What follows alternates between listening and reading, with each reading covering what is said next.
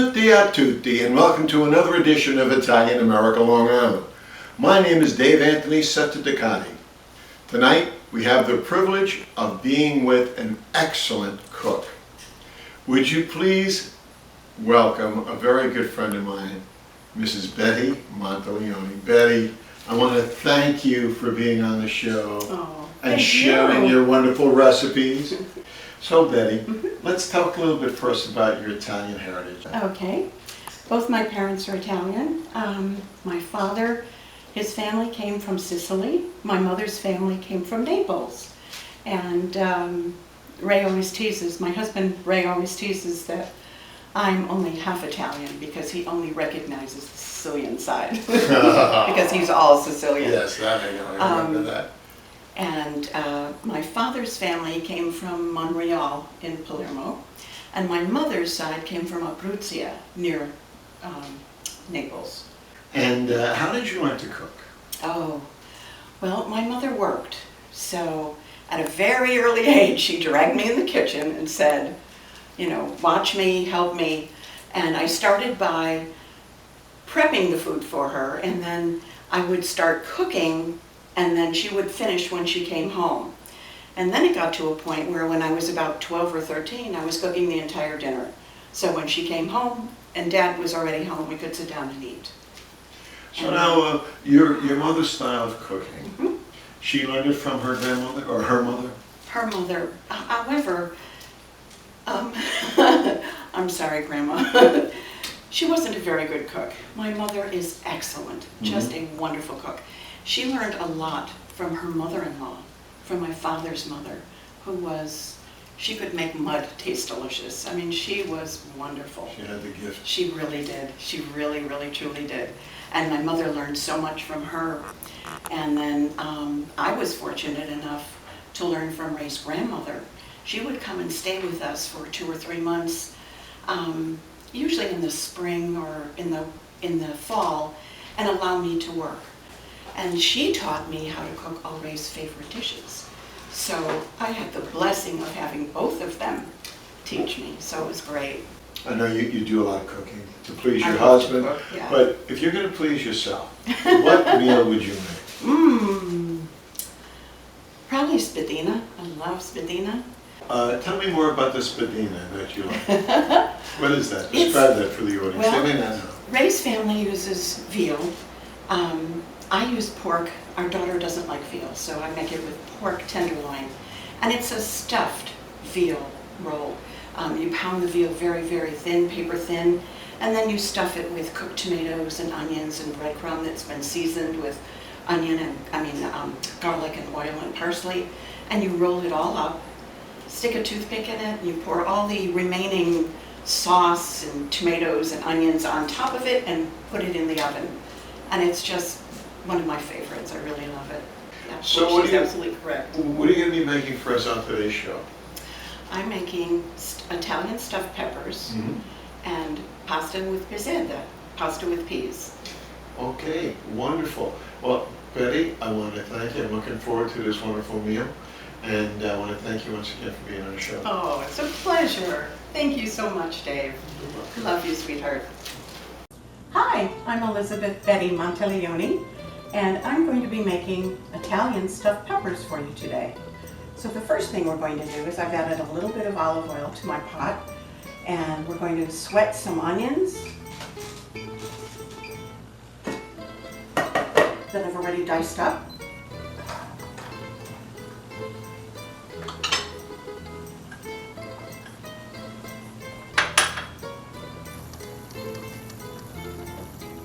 We're not going to let them get brown, we just want to sweat them a little bit, just so that they're not hard when we add the meat.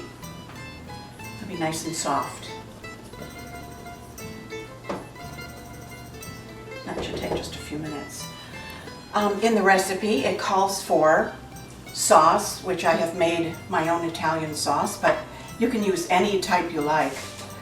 Rice, and I've already pre-made the rice so that we don't have to take the time now, but it's just a cup of boiling water with half a cup of rice and a little bit of salt.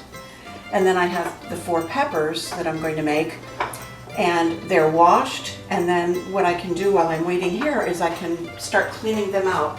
We're going to lop the tops off and clean out the membranes on the inside.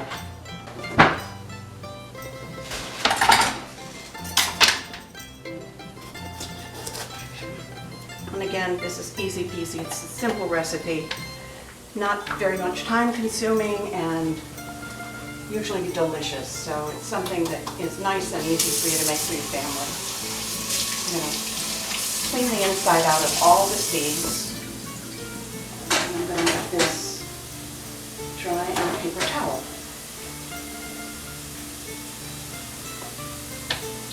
We'll do the same for each one.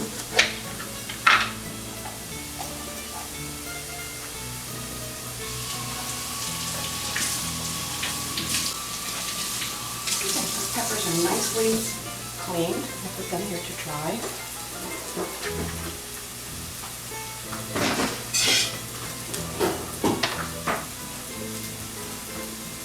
Check on this.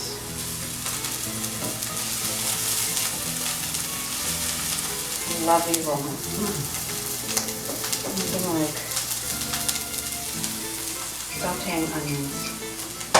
I'm going to go ahead and add our ground beef.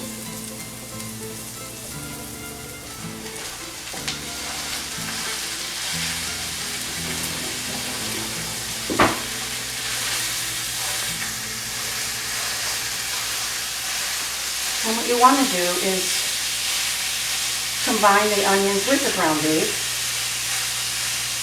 and we're going to cook it until it's nicely browned.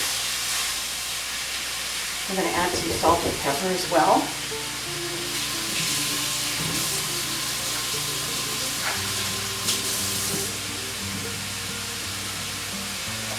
Season it.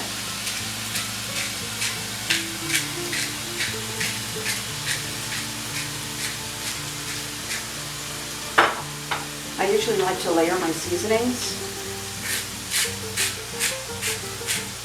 so that you don't have too much salt or too much pepper in any one thing.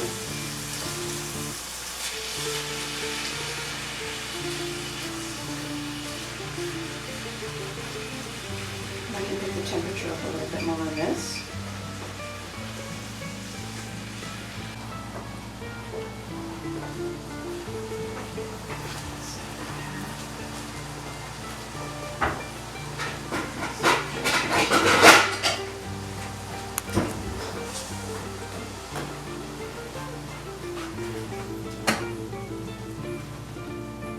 I'm going to strain the beef and the onions so we don't have any grease in our stuffed pepper. All right.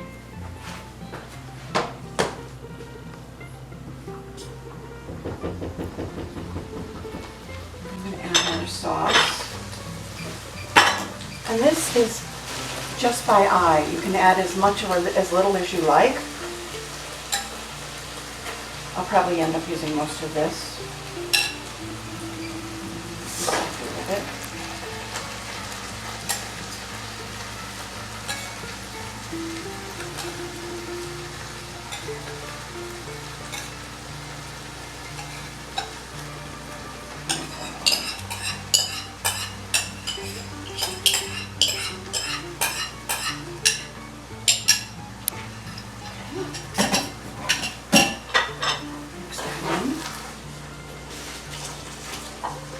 Next, we're going to add the rice.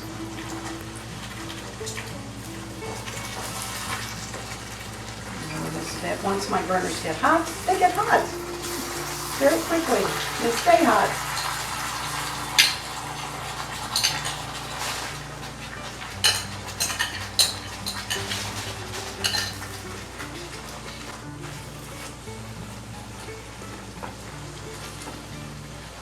We're going to incorporate this together. Make sure that it's nicely mixed so you don't end up with all rice or all tomato sauce or all meat. You want to have it nicely incorporated. And my sauce is seasoned, so I believe that the meat will have a nice flavor.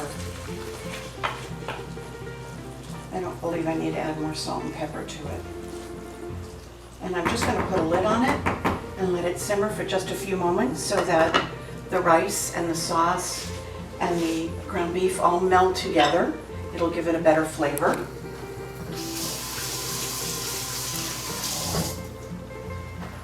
And we're going to start preparing the container for our peppers. It's good to use a high container, not a shallow one, because you want to be able to hold the peppers upright. Otherwise they get weak and they start to fall and you lose your stuffing. And you want to try to get them snug so that they don't fall over. So you have to find the way to get them to stand nicely.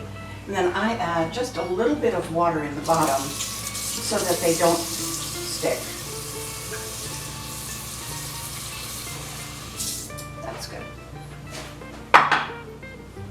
And that one pepper's gonna, okay, there we go. And we're gonna see how we're doing here. Looking good.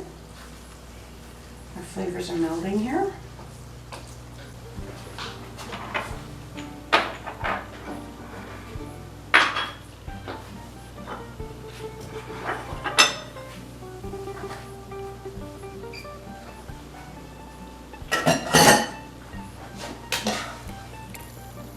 Once I get my peppers placed, I try not to pick them up.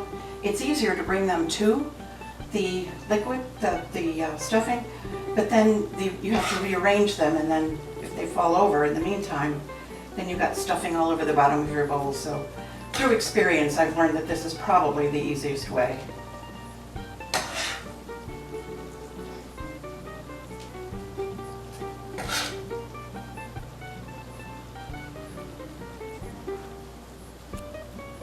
You want to stuff them nice and firm. You want to get them get all that stuffing way down in there.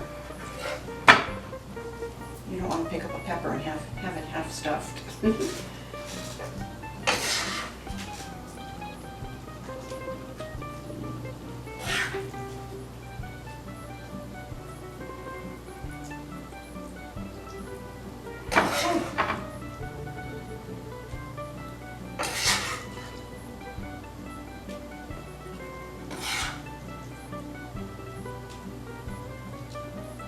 Alrighty, we're good. Need a touch more here. There. Now, whatever you have left over works wonderful on toasted bread or toasted Italian bread, or if you have cabbage leaves, you can stuff the cabbage. You can cook the cabbage ahead of time and then stuff the leaves with this. So there's many uses for it. My family loves it just plain. So now we're going to sprinkle a little bit of cheese on top of each one.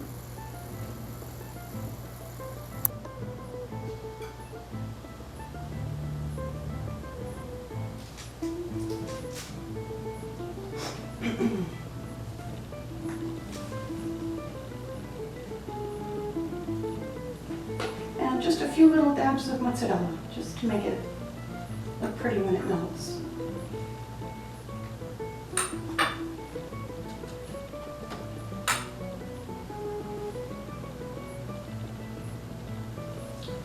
Okay, we're going to put this in our nicely heated oven for, as I said, about 40 minutes, but you're going to test it just to make sure. I usually start out with them uncovered, and then if I see that the cheese is getting too brown, I'll cover them if the peppers are still too firm. So we'll put the light on so that we can see how it looks in there. And that's it. Simple, simple and easy, and we hope very delicious.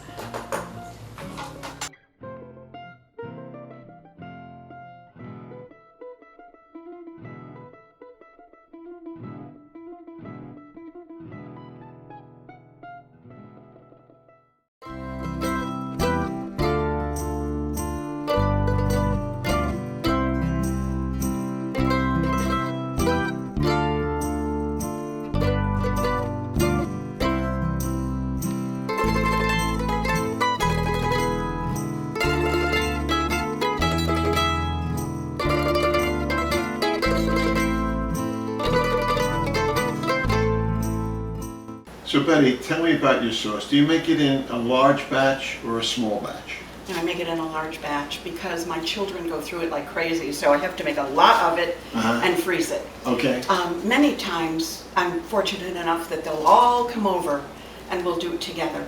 And we'll make like 300 meatballs. The last time we made about 300 meatballs, and I can't even remember how many containers of sauce. I think we had 27. So when I make it, as I said, it's always in a large quantity. I never make it just in a small pot. Right, right. And how long does this whole procedure take? Oh, a whole day. It's a whole day. It's a family day. Oh, it's a whole day. You can't go anywhere. You can't do anything else. And The sauce has to cook for hours and hours and hours. You want all the flavors to meld, all the meats. There's a lot of pork. What's your favorite tomato to use? I use puree, only because then I don't have to grind and get the seeds out or the pulp out.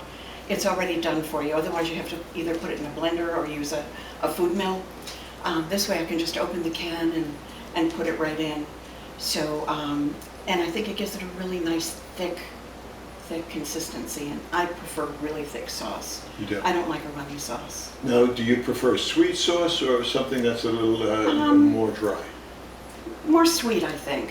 More sweet. Yeah, and my mother had taught me one of her secret ingredients was to put, just after it comes to a first boil, is to put a little baking soda in it to neutralize the tomato acid. And it really does help. You know how you get the agedou? Yeah. If you have sauce sometimes. This really does take care of that. Fantastic little secret. Yeah. Now, do you add a lot of sugar or? Yeah, I add sugar. Okay. I do. That's what I love. Yeah. I love that too. I do too. And the pork sweetens it. Pork makes it wonderful. Yeah. That's, my wife has always said that. Yeah. Put the pork in the sauce and it sweetens it up really It well. really does. Yeah. The pasta, it doesn't matter. I love every one of them. When Ray asked me to marry him, the first question he asked after he said, "Will you marry me?" is, "Will you make pasta for me every night?" So, but I said yes, because I was used to that. We had pasta almost every night in our house, and it wasn't always with red sauce. You know, Mom would make it with peas and cauliflower and zucchini and asparagus. So, thank goodness I had that repertoire that I knew how to prepare different items with the pasta, and we had it every single night. And well, until we got older and our girth got a little bit bigger, you know, we did that for a long, long time. Our children grew up with that. First course was always the pasta course. Hi, I'm Betty Monteleone, and we're making pasta with peas, pasta pizzata. So we've got some olive oil in our pan, and we're going to add some chopped onion.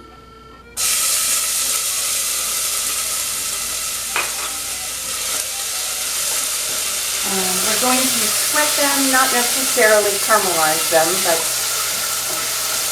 we want them to be nice and soft because the peas are going to be soft and sweet, so we don't want hard onions to bite into.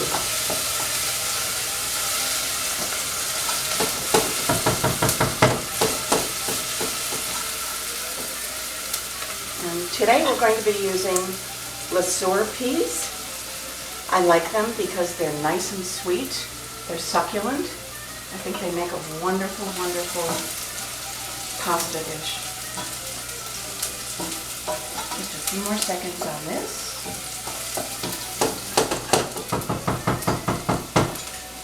And we're also going to add some sauce to it. Give it a little bit of color and a little bit of a different taste. Okay, I think we're good. This is what it looks like. We're going to add our peas.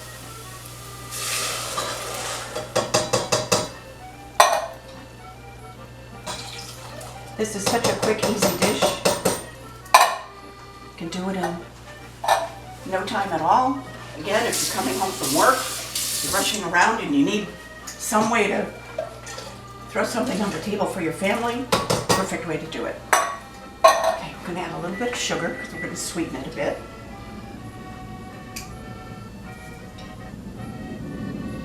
We're going to add some salt and pepper because salt brings out the flavors of everything. Not too much, but just a little bit to give it some kick.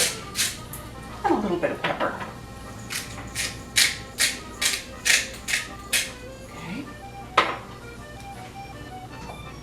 And now we're going to add the sauce to give it some color because we want it to cook in the peas and pick up all these flavors.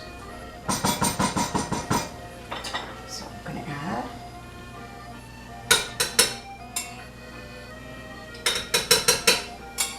and again, it's just eyeballing it. It's just a matter of how much you want to use.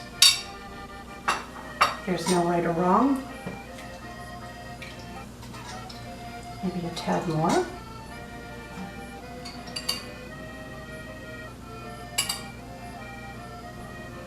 Okay. We don't want it too saucy, but we want to give it a little bit of flavor and a little bit of color. Okay. So while this is simmering, I'm going to put a cover on it.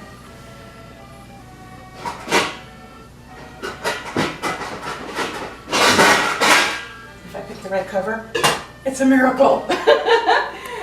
And we've got our pasta water simmering that has some salt already in it. And almost to a boil. And then we're going to add, I like to use pasta with, make it with shells. It seems to hold the juice from the peas very nicely. And any type of pasta you want to use is fine. I just prefer the shells. And you can use any brand. It really makes no difference. Pasta is pasta as far as I'm concerned. Unless you make it homemade, then it's a totally different story. So we're going to add that. I'm going to give it a nice stir. And usually, depending on how you like your pasta, al dente, which is more firm, or softer. It's a matter of taste, a matter of choice. So anywhere from 7 to 10 minutes, something like that. So we'll watch the clock. Okay, and I'll take a peek at our peas, which I'm going to heat up just a little higher. So we get these flavors mixing together.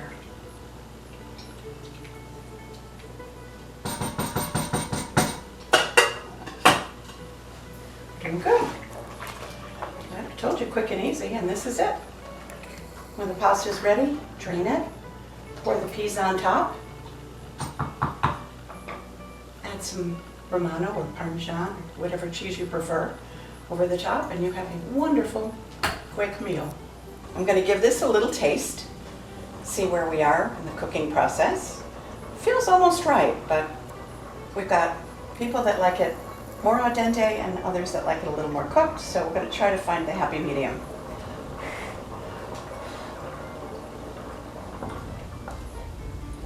Just about there. Just a few more minutes. And our peas are simmering away here very nicely.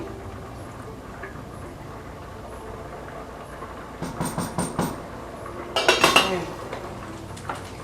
I love this pot because it has a built-in strainer. So all I have to do is put the top on, grab the handles, and the strainer's in the lid. So we're going to strain our pasta. Nice facial with this. I think that's why most Italians have beautiful skin, is they get a lot of free facials. I'm going to save a little bit of the water.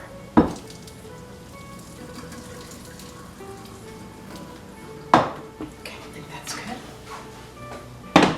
I'm just going to check to see how much more liquid is in here. Drain it just a touch more. We don't want to add too much water to that because then it'll throw off the seasonings, but we don't want it to be, but the pasta water is so good. It's got the starch in it, and it really makes the vegetable taste very good. Okay, I think that's perfect. So now what we're going to do is take our bowl and our cupino, spoon out some pasta. I'm going to spoon out some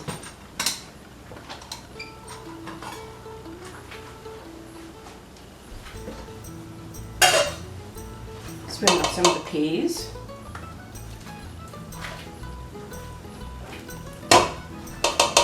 And then just keep alternating.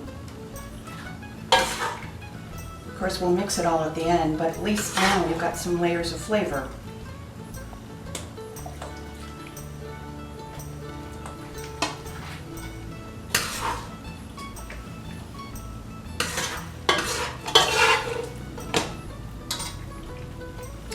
Looking good.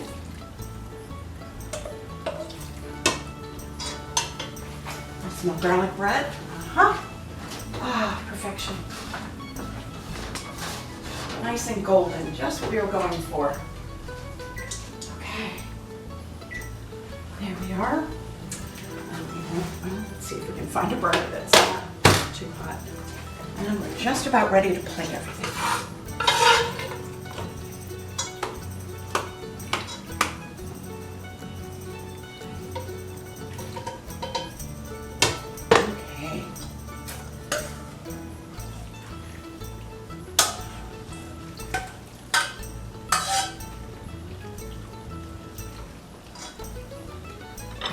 Last mix.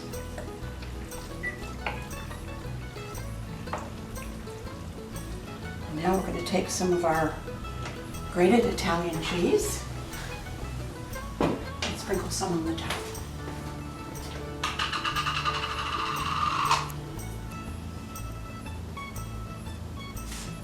And again, totally by taste, as much or as little as you like.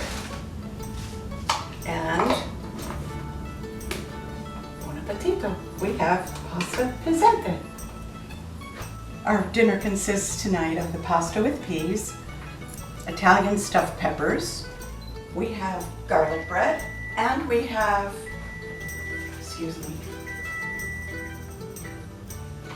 and we have corn souffle. For dessert, I've made a Boston cream pie, and hopefully the people at my table will enjoy it as much as I enjoyed cooking it for them. Thank you.